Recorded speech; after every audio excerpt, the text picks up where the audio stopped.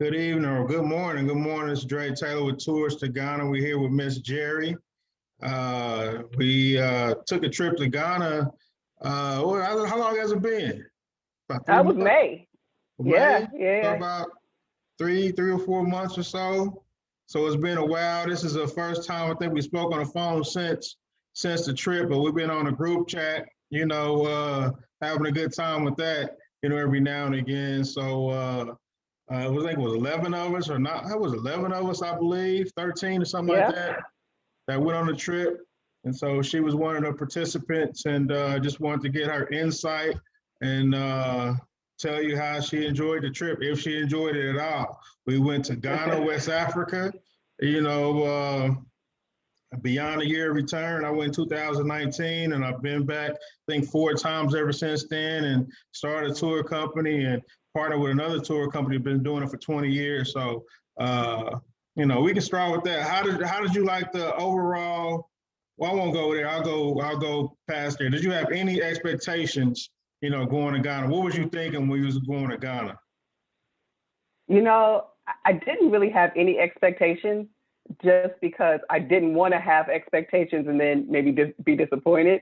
But what I did have, my father had gone years ago, and the one thing he told me is that everybody's Black. That was the most amazing thing ever. So when I got there, that was the only thing that I really wanted to experience. The rest of it, I was going to let it flow, just let everything flow and kind of have it work out and play out the way it does. No trip is ever going to be, perfect, but I have to say, going with this tour group, going with you, knowing that you've been there several times. At that point, you had been there several times, and you would also, I knew you through other means, and I was like, you know what? He looks like he's having a good time. He looks like he's enjoying it. I think I'm gonna go ahead and try this. Plus, it's one of my dreams. My dream was to step my foot on the continent of Africa, and it couldn't have been better. It really couldn't have been better. The itinerary was great. The hotels were nice. The food, okay, I'll get into that a little bit later, but the food was phenomenal. The fact that you didn't have, as many chemicals and it was all fresh and it was freshly made, it was the most amazing trip that it could have been. It was perfect. It was perfect. I loved it. Worth every penny. Would do it again in a heartbeat. In a heartbeat.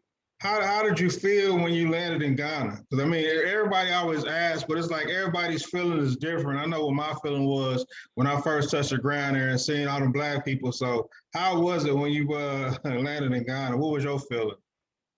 Literally getting off the plane. So getting off the plane, you had to take, your COVID test and all of that. But from the security to the medical professionals that were giving you a test to the customs, everybody was Black. And I felt so at home. Like I didn't feel like, oh my gosh, obviously it was foreign, something I'm not used to. But at the same time, I felt so comfortable. Literally right outside the airport, I was like, oh yeah, I could do this. I could do this. Because everywhere there was just beautiful Black people everywhere. And I loved it. I absolutely loved it. I felt so at home. I really did. I felt home, not just at home, like, oh, I'm used to certain things and experiences, but I felt so at home, just like in my spirit. In my spirit, I felt home. Yeah, definitely. Yeah, yeah, that's when I tell people ask like, what does it feel like? So I feel like I'm at home. It feel like you belong. You're not an Yes. outsider, even though it's a different culture.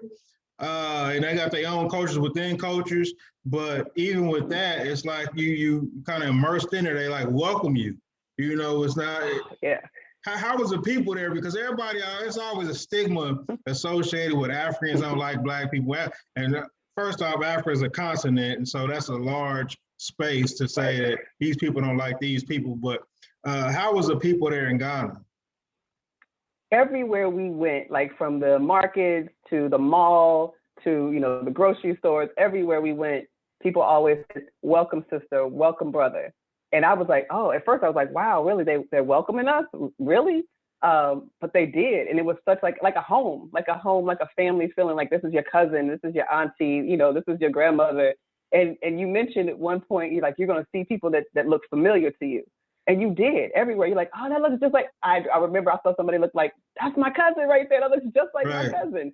And in some ways, maybe they are. But yeah, that was they were very welcoming. I didn't have any like negative experiences with anyone. Everybody was extremely welcoming. And yes, we did stand out. That's what we thought, we're blending in. No, they knew we weren't from there, maybe clothes and so forth, but they knew we weren't from there, but they were very, very welcoming, very welcoming. And another thing that I'll add is that it wasn't, your color didn't stand out the way it does like in the US or, across the diaspora. It was the fact that you were American. It wasn't necessarily, oh, you the Black person. It was like, oh no, you're American. And that's a different feeling that I've never experienced either. Yeah, I've never experienced that. Yeah, it's like that group of saying with everybody else over there. Yeah. But how is, I get questions from women all the time, or men all the time about the women there. How was the men? How did the men treat you over there? That's the interactions that you had with them, or that your process, what you're seeing. Yeah, very respectful. That's one thing. Very respectful. One thing that I personally, really appreciated was all the men were like well put together. Like their clothes were well put together. They just looked like they had and it might sound a little strange, but they have a regalness about them. It was like coming to America, but it's all over the place. They had a very much of regalness about them. They held their head high in a different way that you don't necessarily see here in the US. Very respectful. I didn't have anybody, shouting out the windows or, making cat calls or nothing like that. Everybody was very, very, very respectful, very intelligent. Many of them spoke several languages, had been, educated and maybe not even formally educated, but they had an education about, entrepreneurship, because a lot of entrepreneurs everybody's an entrepreneur. So I felt secure, and I did not feel unsafe ever. I felt like if we had time, even though, we had a lot of activities, but if we had time, I wouldn't have had a problem walking down the street by myself. I wouldn't have felt that, I was going to be attacked or, anything like that. One thing that did happen, we were at a nightclub and they started arguing. And so all of us kind of like backed up. We were like, oh, wait a minute, what's about to go down here? And they were like, no, they're just arguing. Like, what are you talking about? Like, we're like, oh, that's that US mentality, that something's about to pop off, but it didn't. They were looking at us strange, like, what's wrong with you? Like, they didn't even move. They didn't move out the way. They just looked at the people arguing and let them go ahead and go by their way. And we're the ones who you can tell that there is that cultural difference. And unfortunately, our cultural difference is a little bit more violent than they may be, But I felt very, very secure. So you think you would go there by yourself as a woman to Ghana, travel if you had to? Oh yeah, I would have no problem with doing that. Obviously you want to have somebody there that you can kind of move around with, but as far as like getting there, like traveling there, and even being in the city by myself, I could see that happening, and I wouldn't have any problem. We took Ubers, we were in nightclubs and clubs. Didn't have any problem. Wouldn't feel bad at all. Wouldn't feel afraid or scared at all. No. You mentioned nightclubs. How was the nightclubs there? How was the atmosphere? Yeah, on par with any large city here in the U.S. Any New York, Miami, Houston, you're going to see the same thing. You got smaller bars and restaurants and things, but you have some nightclubs for real, where you're going to have the music, you got the people. You have the drinks flowing. Everybody's dressed up and everybody looks nice. Yeah, it's on par with anything you would see here in the U.S. Yeah. And we pretty much did the party. We did the jazz nightclub there. Mm-hmm. That was pretty nice, live music. We did kind of, it was a balance. It was enough for everybody. Everybody got something out of it. Absolutely. Yeah. That's why I think that the itinerary, the activities that were planned were perfectly planned. We did a lot of more of the exciting, if you will, activities towards the beginning, and then it tapered down to something a little bit more somber when we got to the Slave River and the slave dungeons or enslaved dungeons. When we got there, it was a little bit more somber, but I think that was perfect. That worked out very well. Yeah, that worked out perfectly. Good job on that one. Good job on the itinerary. Yeah, I try to put it where, it was like different phases, and so it was like, high excitement, and then I ain't gonna say it went down, or just learning your history, and everybody Yeah. takes a different path to it. So even when we went to the slave castles, we got the rest of the day off where we can compact and compartmentalize everything, and we was on the beach. So we sat on the beach. I think we had a bonfire one of those nights on the beach. So I think we had a good time there, and so you talked about the food. How was the food there? That's another thing everybody want to know about the food. Oh, the food is phenomenal. First of all, we don't have all the chemicals in it.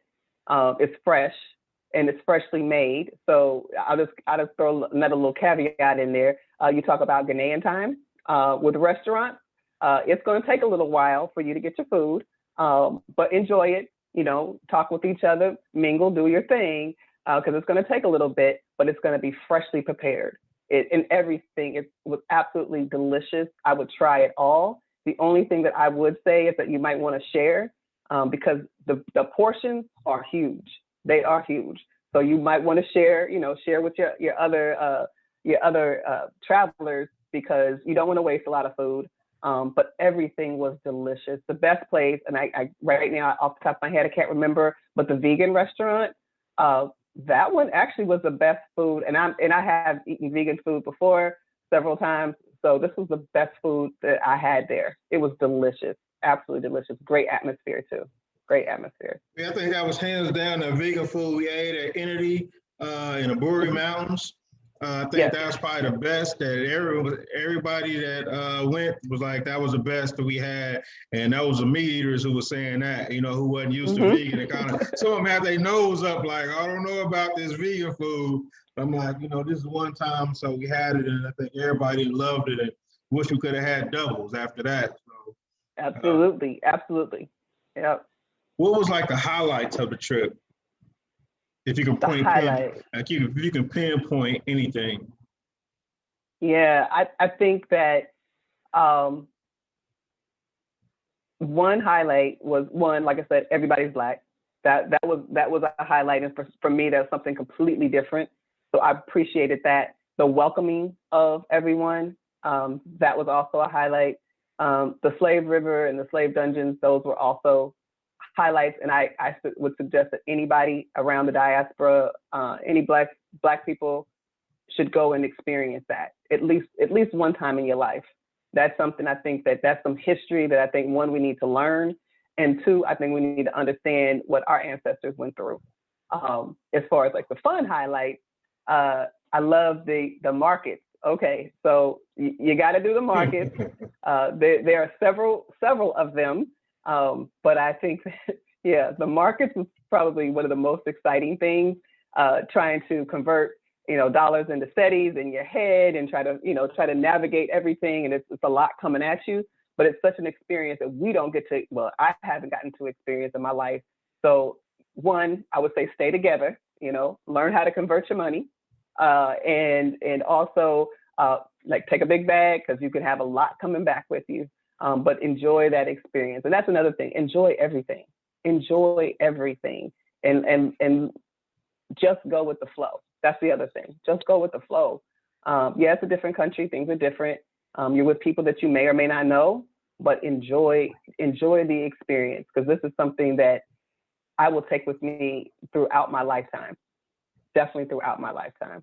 That I will never forget the time I stepped foot on the continent of Africa in Ghana. At least that first time. Did you feel it was a good value for the experience that you got to experience in Ghana? Like, could you? Absolutely. Oh, sorry. Absolutely. I think that it was worth every penny. I really do. And the way that you set it up was that, we didn't have to pay for our meals. We didn't have to pay for, the events and the activities, which was good. Made it easier. I mean, we paid for it, don't get me wrong, right? But you did it ahead of time and it was taken care of. So you didn't have to worry about that. So it was kind of inclusive, and it was definitely worth it. I mean, it was worth every single penny. The hotels, the meals, everything was absolutely top notch and worth it. I would do it again. I would not hesitate. So from the beginning, when you touched down, I mean, how was the infrastructure when, as far as the transportation, getting around, what was your take on that? So at first I was like, oh wow, they got highways and the streets and look at the buildings and everything. I'm like, oh, okay. I didn't know what to expect, but sometimes I get a negative picture of African countries. So I didn't know what to expect, but I'm like, oh wow, they have everything we have. Like we went to the mall. One of the first things we did was go to the mall. Went to the grocery store. We did, the typical things that you would do here in the U.S. Now I will say, traffic is a lot thicker. I would say traffic like you're going to Houston or something like that type of traffic. The traffic is a lot. There are some of the infrastructure is great meaning like the streets and the roads and everything is fine. And then there are some places that it gets a little bumpy. And that's actually an understatement. Right. But yeah, it can get a little bumpy. But I would say that our driver, Clemens, you know what? You just sit back and let him do his thing, because that man knows how to drive. All right, he knows how to drive. But there were some instances where it felt a little scary. But he got us through. So I would say people just understand that, yeah, some infrastructure is great and it's just what you're used to, and then some not so much. So just sit back and enjoy the ride and enjoy the experience. Yeah, I tell people all the time, we got the same stuff we got here. You'd be surprised that even, some places that look a lot better than here. Mm-hmm. It's more upscale than here. What was something surprising to you that you seen there that surprised you or took you by surprise? Because they do paint a picture on how Africa is for a majority of people who've never been or really never studied it. They think that everybody's poor. And we went through past villages where there's a lot of poverty, but we've seen the other side of Africa too. You can expand on, that other side that we've seen. Yeah, so that's true. They say, oh, it's a developing nation and all that kind of stuff. So we saw anywhere from huge, 7,000 square foot houses that were, on top of hills and, we saw, with a view of the valley. We saw everything. We saw, you got your BMWs, you got your nice cars, you have all of that. And yes, like you said, you also are going to have some where you do see some poverty as well. But there are a lot of very, very nice places that I'll tell you in a heartbeat, I'd go live there. I wouldn't have any problem with living in the neighborhood or living in that area or in that apartment or house. Not at all. Not at all. I mean, it's not all everybody is poor. In fact, you probably a lot of people that got a whole lot more than what we have. So yeah, that you definitely have both. But then if you look around here, Kansas City, you got the same thing. You have people that is not so great, and then you have some people that live in very well. That's everywhere. That's every country and every city that I've been in. You're going to see that. When people ask you about your trip, how do you explain? Because it's hard to explain. To pinpoint exactly the feeling of Africa or just say Ghana. Because it's hard to put in words. The trip of that magnitude, especially the first time. Right. Yeah. I'd say it, like I said before, everybody's Black. That's the one thing I tell everybody. That's like everybody was Black, because that's just something that stuck in my head and something that felt so good to look around and see people who look like me everywhere. No, we went to 3 different regions. Everywhere we went, everybody looked like me. So that was one of the things that I tell people quite often. The other thing, because they also want to know, like, well, how was the food? And, did you eat? And yeah, we ate everything you would eat. Yeah, they got snacks, they got candy, they got alcohol, they got everything you want. Yeah, they have that too. So, clothes, everything that you would normally get here, you could get there. People, did you feel safe? That's one thing. Did you feel safe? And I was like, yep, I felt absolutely safe. In fact, I felt probably safer there than here, other than the fact that, I didn't know where I was going. But other than that, I felt absolutely safe. I would have, if I had stayed a little bit longer, I would even probably drive some places close by, because some of it was a little hairy with the traffic. But yeah, I would tell people I had no issue with the safety. I had no issue with the people. Everybody was welcoming and warm. And I got to see a piece of culture that you don't normally get to see. Like you don't get, the news, the mainstream media, they don't necessarily paint a very good picture of African countries. So to see it for yourself, like I said, I think everybody should see it. It's like coming home. That's how I feel. It's like coming home in a spiritual sense, not even just physically. Like I spiritually felt like I was home. And how long were we there? Was it 9 days or 11 days? It was 9 days. Yeah, it was 9 days. And 9 days is a long time to be with some people that you don't know. Yeah. I think me and you knew each other, briefly before, but did you know anybody else before the trip? I knew 2 people on the trip. I'm probably closer with them now, but I knew 2 people who were on the trip, but the rest of them I had never met in my life.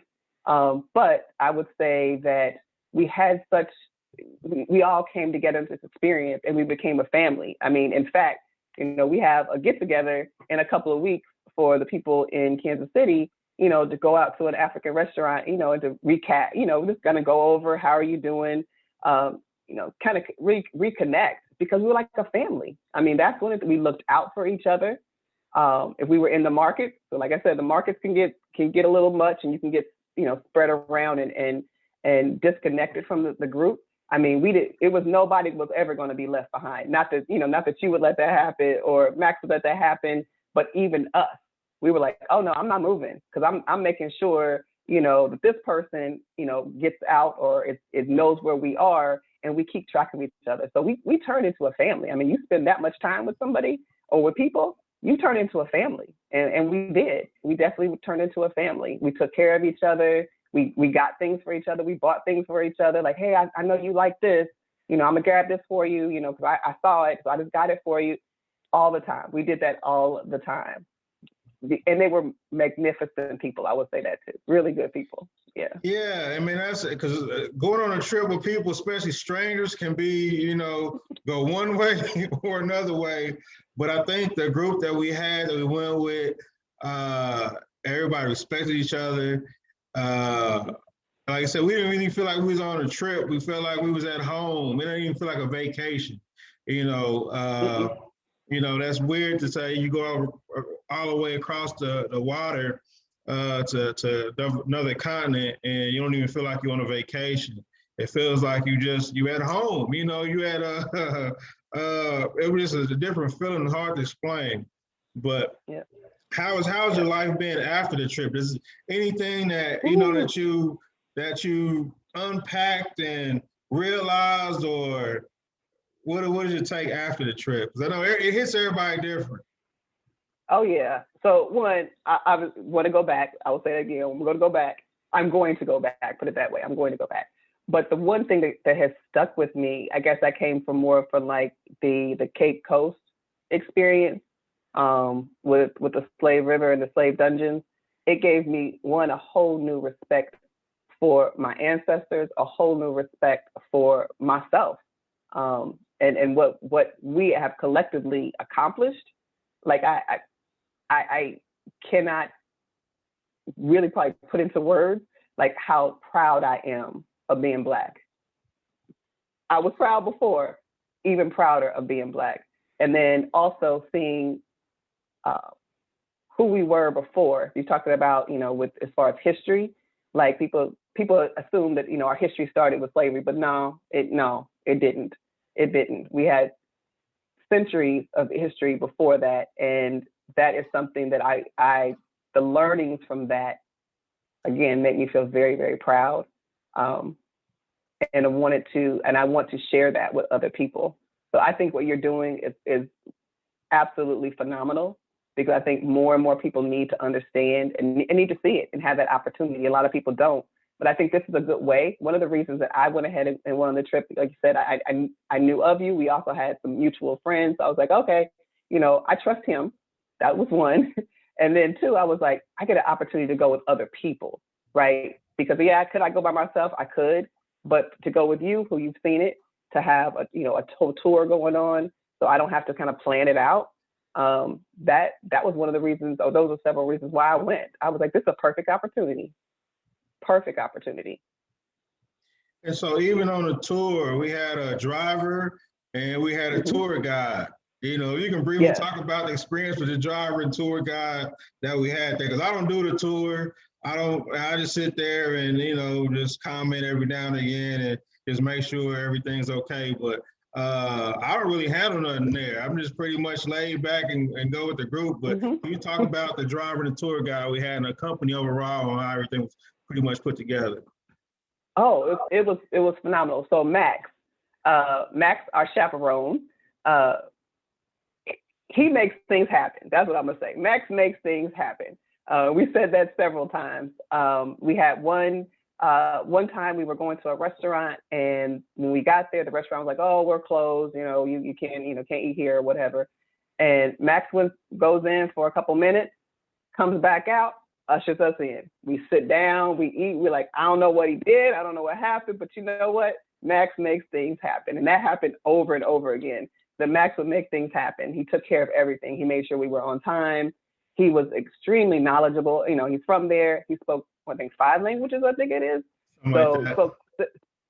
Speaks several languages. I know, very, very well educated and intelligent, could answer our questions. And he also would ask us questions like, you know, what about in America? You know, what is it like? And honestly, it made us think like, oh, wow, that is kind of crazy. Oh, wow, I didn't even think about it like that, because you grow up like whatever it is, and you think, oh, this is normal. For instance, like the arguments at the club, they were just fussing. But in us, we were like, oh, that's scary. And he's like, why would it be like that? And we had to explain to him, this is how it is for us. This is how we, this is how we grew up. This is what we know. So we got that exchange going.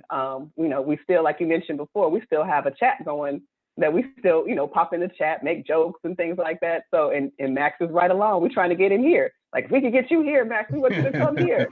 It would be great. And Clemens, he didn't speak much English, but Clemens, like I said, he could drive. All right, he could communicate. We could communicate a little bit, but when I say he could drive, I could trust him, because if it was something that he couldn't do, there was one hill that he couldn't make it up, and he was like, "Nah, I'm not even gonna do it." And so he just parked, and we had to, walk up a little ways. But I appreciated the fact that he wasn't going to try and put us in danger, and he was very mindful of that. So that from that moment on, I was like, Clemens, I'm not even gonna. You do your thing, because I trust you. And he could definitely navigate those roads, because some of them are a little hairy. But he could definitely navigate those roads. Definitely. Yeah. Yeah, and the hill you was talking about, we was in the mountains, and we went to one of my friends' homes with his family and met his family there. And you got to go, we actually got to go inside a resident's home. You can talk about that experience there with the Myers, Kashan and his wife, beautiful wife, and their family there. Yeah, that was, I really appreciated them, obviously, letting us into their home. The home was huge. Let's just talk about that. What was it, like 7,000 square feet or something? I mean, it was huge, 3 stories. And they built it themselves. So that was phenomenal. They had, they were off grid. So that was also, with the solar and the gardens. And that was another thing that was beautiful. Like, this is what's possible. That's the other thing. This is what's possible here that you can do. Yes, it's going to take work. Yes, it's going to take some organization. But I believe, their organization and other organizations can kind of help you through that. So that's phenomenal to know you're not just doing it on your own.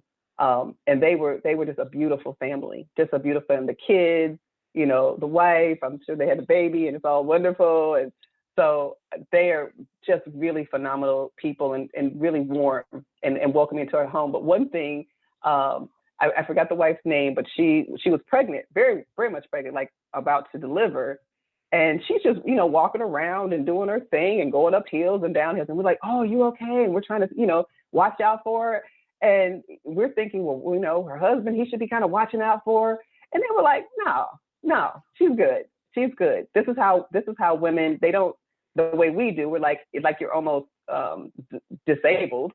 But no, you're not. You're pregnant. We've been doing this for thousands of years, right? Hundreds of thousands of years. We got it. And stop, babying yourself and get out there and move around and work. She was doing her thing. I looked at her. I was like, all right, lady. Okay. Okay. I see you. Yeah.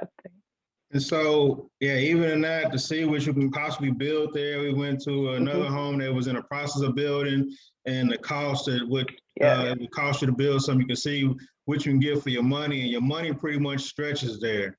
You know, you can live a Oh, pretty yeah. good life, you know, there, retire there pretty easy. We even met some retirees, some African Americans there, and we got a chance to talk to those. And what was your take on the conversation from those African Americans who have moved there, and you know what they're going through? Because we, you know, people who move there, we don't really talk to those people because they're there, you know. And so we always want to find out, why would you move there, and what was your take on our conversation with those who have moved there? Yeah, when we were in prom, I talked to a lady named Martha, and she was from Philly, and she had just purchased a home, built a home, and purchased some land. That's what she had. She had purchased some land, and she said she went there one time, and then she was like, "Yep, I'm coming back." She went home, she got her stuff together, and she came right back, and she was living in this expat community, which I think was good to have other people that kind of remind you of home.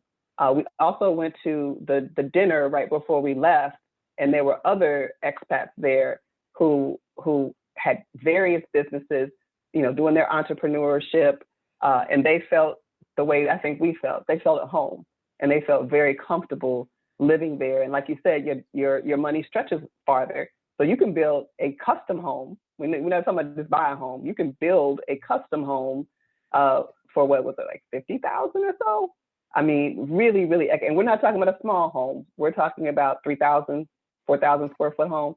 It's pretty substantial home that you can purchase, and you can, like I said, make a custom home on your own wherever, well, not wherever you want, but several places that you could build a home. So that was phenomenal to hear that, because it made it. I never really thought about living there, but I'm thinking about, like, would I want to do 6 months on and 6 months off, or 3 months, or something like that, and to know that it's possible that I could build something and then come back when I want to come back, maybe rent it out for Airbnb. There are options that I wasn't aware of, and so now I'm glad I'm aware of it. So that's, you never know.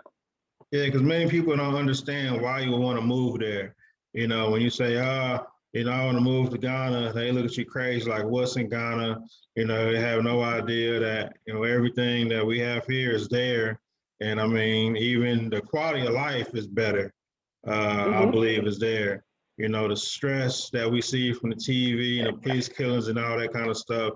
Ghana's no utopia. I'm not going to paint it as a utopia that everything is great. Ghana has its issues just like America has its issues, but I think the pros definitely outweigh the cons, in West Africa or Ghana, period. What would be your comment on that? Just you being there just 9 days, what would your feeling be? I would definitely agree. I think sometimes because we have grown up in the U.S., and maybe haven't lived outside of the U.S., not just visited, but lived outside of the U.S. or even thought about living, we don't realize the stress that we are constantly under. You kind of get used to the stress. That's not good. That's not physically good for you nor mentally good for you. But when you get away from it, then you start to realize, oh, this is what it feels like to be relaxed. This is what it feels like to live outside of my home, because there's a lot of outside living there. So to live outside of my home, and what I mean by that is that you spend a lot of time outside of your home, whether that's gardening, or going for walks, or going to the markets and things. You're outside a lot. That I think is good for you with the sun and the vitamin D and all that. But I think the stress level that you have here, that we're trying to just everybody trying to make their way and show everybody what they have, instead of like the stress level and just enjoying life and enjoying other people. It's very people oriented, other people oriented, not the people on their phones and all that, but it's not so much like, oh, I live over here and you live over there. Like, no, we live in a community. I just happen to sleep over here, but we live in a community together. And that community feeling, I think that's our ancestral, history. And when you get back to that, you're like, oh, this feels good. This feels really, really good. You can, like I said, plant your own gardens and be self-sufficient. or you can live in the city and live in an apartment, a high rise if you want to. However you want to do it, they've got it all. And if you want to go to the jungle, that's not too far away either. You can do that too. All of that you can do. It's all there in one place. You might have to travel a little bit, but one place, basically, it's all right there. Yeah. Yeah, I mean, you got the beach, you got the mountains, you got the rural, you got the city. And I mean, it's not like, and all that's within, 3 or 4 hours of each other, if that, where you're trying to get to. So to navigate that really isn't an issue there. No. Or you can fly. Yeah. You can fly. Because I like Kumasi. I love Kumasi. I like the atmosphere. It was a little bit smaller than Accra. So I really did it. It's just not by the beach. But other than that, Kumasi probably would have been my spot. That's where I would think about staying there. Yeah, I liked it. I like that a lot. Yeah, I'm not going to the market. Yeah, Kumasi is like a cultural city, more laid back. That's where a lot of their culture's at. Accra is like the major capital city, a lot of business, big business go on there. So same like a big city like Houston or something like that. It's probably, comparable to Accra, with the traffic, the buildings, how spaced out it is. I can say Houston is about the equivalent of it. Right. I would agree with that. So yeah, I would want something a little bit smaller, but yeah, the fact that you have the beaches, the fact that you have, the beach we stayed on, it was gorgeous. It was absolutely gorgeous. That whole hotel and setup, and that was probably the best breakfast we had. I loved it. I love the breakfast. That was good. Yeah, so everybody had different highlights, what they liked and they disliked. If you could change anything, what would you have changed? Well, this is a small thing because the trip overall, I think it went very well, and there's not really anything that I would change about it. The only thing that I would change for myself, and this, just a tip for folks, take luggage so you don't have to buy anymore. So you have plenty of room to bring back stuff. That would be the one thing that I probably would do a lot differently. Making sure I had, all of my paperwork in order. That would be another thing that I would give a tip to. But other than that, I honestly can't say that I would have changed anything. I think it really went well. I honestly do. I think it went. Again, you have to be open-minded because things will change. There were a couple of things that we didn't get to do just because of time and maybe traffic, and we're just kind of running behind. So just let it flow. Okay, well, we won't do that. We'll do something else. That's fine. Or we'll do something. We'll have to skip that today, and we'll go back to it tomorrow. So, but that's any trip. Abroad or domestic, it's never going to be perfect, but I think it went really, really well. I do. I think it went well. Yeah, our trip was kind of flexible. We did pretty much everything on our itinerary, but we left enough time to, relax, have some time to ourselves where we wasn't like boom, boom, boom, boom. Some trips where it's like everything is packed. You got to be at this time. I think we did pretty good as far as time and being on places and people, being respectful of other people's time to make sure and Max made sure that everybody was where they're supposed to be, text messaging everybody in the morning and, going and helping them out. So, I think, like I said, the itinerary, the way it's set is pretty much relaxed, but it gives you enough time. If you want to do something, you can do it. If not, there's no pressure as long as you're not driving anywhere. And so I think for that part, I think the itinerary, the way, the sightseeing and things like that, it gives you enough time to do some things you want to do on your own after hours and some time to relax. So. Yep, I think that was perfect. And because it is a safe city and they do have Uber and they take cash for your Uber, but you can get someplace on your own if you wanted to. And many of us did kind of go off on our own and do things. So you're not necessarily tied to the group. Like you said, you have time to, go to the mall or go out at night. If some people don't want to go and some people do, you have time to do that. So yeah, it definitely was flexible enough, I think, for most people to get what you need. And then if you want to pull back, you can do that too. But I think it was pretty flexible and everybody was very, very respectful of time. So I appreciated that too. Yeah, I Yeah, appreciate because that. it's hard because you have 13 people or so, and everybody want to do something different sometimes. Somebody want to go shopping here, they seen something, want to go back. And so you have to accommodate or try to accommodate for everybody, Mhm. which is sometimes hard to do. But we try to leave some time in that and like have a free day. So make that towards the end of the trip where you can double back and go on your own and see something and do something that you couldn't do before. Oh yeah, yeah. We definitely had time to do that, and like I said, it was extremely safe, and we went to the mall. We did a lot of things that we didn't have a chance to, or we were like I said, doubling back to make sure we got all the little souvenirs that we wanted. So yeah, we had definitely had time to do that. Did you get any clothes made there? I did. I did. I had one dress made, and then I bought another dress by that same the same dressmaker that she had already had made. So yes, and I've actually worn it too. Yeah, I've actually worn it. I can't wait. Well, it's very colorful, and that's the other thing. A lot of color everywhere. I think that's very uplifting mentally. There's a lot of color. So I showed a friend of mine, my dresses, and they were like, "Where are you gonna wear that? It's awfully colorful." And I was like, "I'm gonna wear it anywhere I want to. That's what I'm gonna do." Right. Yeah. Yeah, I am. But it is just, again, it's kind of a cultural thing that we're more kind of subdued in our color, but there, everybody got color. Everybody, the shirts, the dresses, the color is all over the place. I think, like I said, I think that's very uplifting. That was part of the atmosphere and part of the experience, was seeing all the different clothing options that people had. Yeah, and like when you get there, we have a seamstress, and she measures you when she bring her fabrics, and she'll custom make you some clothes, and then she'll adjust it if it needs to be adjusted for enough time. So she adjust it if you need to adjust it. But when you talk about the colors and the bright colors, everybody have colors there. It kind of make you feel, give you a whole nother aspect of how we're kind of suppressed, where we can't express Yeah. ourselves.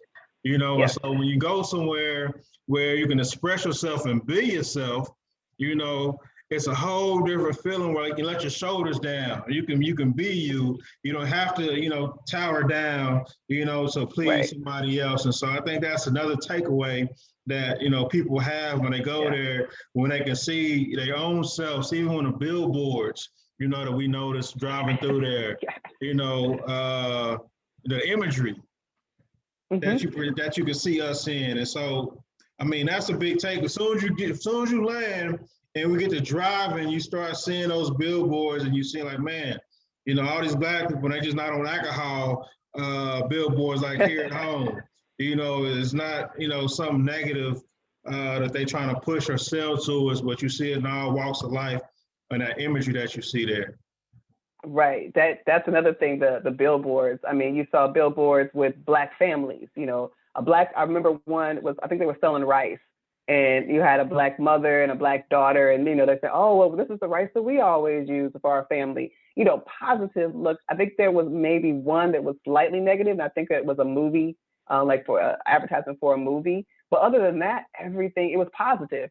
Oh, we're selling bread over here, oh, whatever it is. And these are huge, huge billboards. We're selling lipstick, we're selling makeup, whatever it is. But it was all black faces everywhere. I think the entire trip, I saw five maybe white people. And for me, I was like, whoa, okay, that's different. That's way different. But it was good. I appreciated the fact that It's that I refreshing saw to black be a people. majority, Yes, and see what that yes, feels like to be a yes, majority among your people. absolutely, absolutely. To be the majority, that's absolutely. Like I said, it takes color off of the table that we have to walk around on our shoulders all the time when you're in, especially in the U.S., but other places too. It takes that off the table. That's not even there anymore. And like I said, after a while, at first you're like, something's different. I'm feeling different, and we all noticed it. And then you realized, you were like, oh, I don't have that stress on me. I get to see positive images of me, and not everything always positive. Like so, there is poverty. There is a there's a lot of waste that is on, around. So that's not so positive. But the positive part that you always seeing people being entrepreneurs. You're seeing your Black people, we're not just out on the street. We are working hard. We are selling, we are being entrepreneurs, we are engineering new things. You see all of that, and that's such a positive thing to see yourself in a positive light everywhere you look. Well, most places that you look, you see yourself in a positive light. That's not something that we typically are used to.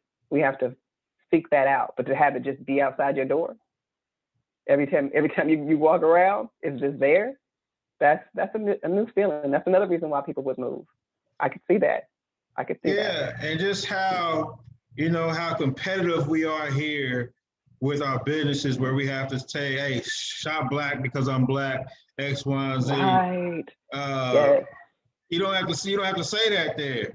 And nope. Even you can have two restaurants, 2 miles or 5 miles from each other, and they say there's another restaurant just like that down there. Why would they build that? But in Ghana, they could be selling the same thing right next to each other. 10 people could be selling the same thing, but there's no competition there. Yeah, no, not at all. Especially when you riding through the streets. I mean, you see, I don't know how many, hawkers with water and plantains and tiger nuts and all that kind of stuff that are walking around. Like I said, it's not competition. Nobody's pushing somebody out of the way, to get to you. They're just like, okay, when the next one comes, I'll be there when the next one comes. So yeah, it doesn't feel like that's that same competition where you're trying to tear other people down. We all trying to come up, and there's plenty for everybody, but you have to work for it, but there's plenty for everybody. Yeah. That was one of the big takeaways, where you see that vendors, if they didn't have it, they'll try to take you to their friend and make sure that their friend ate, make sure that their friend got the sale. If they didn't have it, and they make sure that somebody was going to eat or get the sale. If they didn't have it, they won't say, come back next week. No, somebody over there have it, and that's how the culture kind of worked over there, which is kind of refreshing and different than over here, where we're not going to recommend a business that sells something to somebody else, that sell the same thing to somebody else, ain't going to recommend another company. That just ain't going to happen. Oh, no. No. Yeah, and they will take you to it in the markets. They will take you to it. Like, they'll take you to, they're around the corner, and here, let me take you over there, and they will take you over there. And then, you're going to buy, a shirt or some artwork or whatever from them, like you said, because I don't have it, or I didn't have what you wanted, the color you wanted or whatever, or the size, but I'll take you around the corner, and they've got the same thing. So, you can definitely, buy from them. They're not going to stop you or try to talk you into something different. Like, they'll help you get what you want. So even, everything was pretty much included in the trip. As far as anybody who might go there, what would you recommend bringing as far as cash wise? What would get you through? Yeah. So I brought maybe 300. I think I brought with me US. I also got some more just because I got shopping happy, but that's fine. So I got a couple $100 more, but that was plenty. And mind you, right, I bought stuff that I didn't necessarily need to buy, but I did. So keep that in mind. But I did spend probably total maybe about 500. And that's in 9 days. That's for 9 days, right? And this is on top of, this is my, my spending money basically, but this is on top of what we paid. But at the same time, I could pay the same as what I paid to go to a whole different continent, right? Here in the US, I could have easily spent that.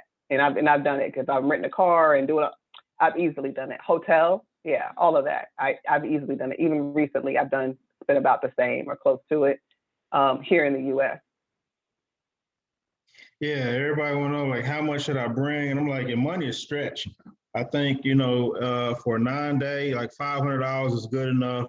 I don't really see you spending, a lot more, unless you're just buying stuff and got an extra suitcase and you got a whole bunch of souvenirs you try to bring back. Right. Then I can see you probably spending that. But other than that, because you're going out, the clubs are free to get in, the food is free.